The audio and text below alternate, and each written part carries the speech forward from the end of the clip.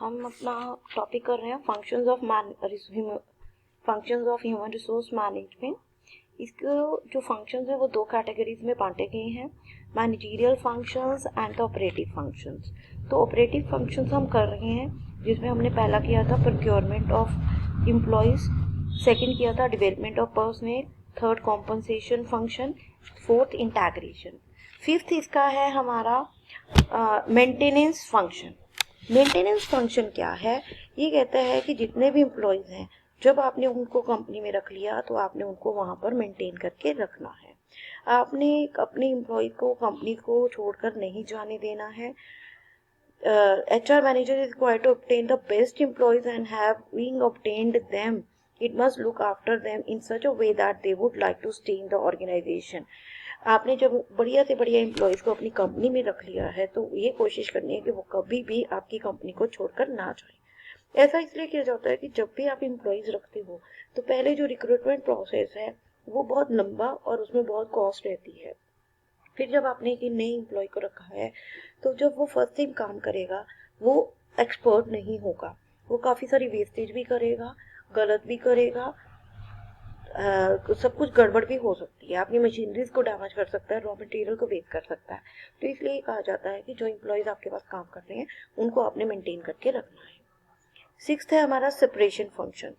अब आपने एम्प्लॉयज़ को रखा है, उन्हें मेंटेन करके रखना है, उन्हें जाने नहीं देना, पर बहुत बार ऐसा होता है कि आपको उन्हें जाने भी देना पड़ता है। क्या कब कब जाने देना पड़ता है?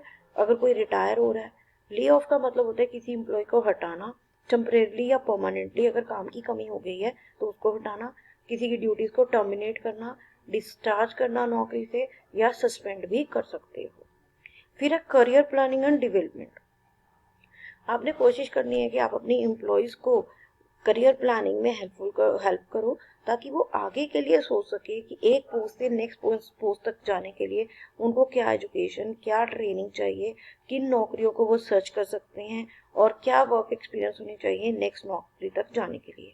तो करियर प्लानिंग एंड डेवलपमेंट के अंदर इंटरनल और एक्सटर्नल मोबिलिटी दोनों होती है। अगर आप एक ही, जैसे आप बैंक में क्लर्क हो, वहाँ से PO, मैनेजर सब बनकर आप प्रमोट हो सकते हो, पर कंपनीज के अंदर क्या है कि जब आप एक कंपनी से दूसरी कंपनी में जाते हो तभी आपको प्रमोशंस मिलती हैं।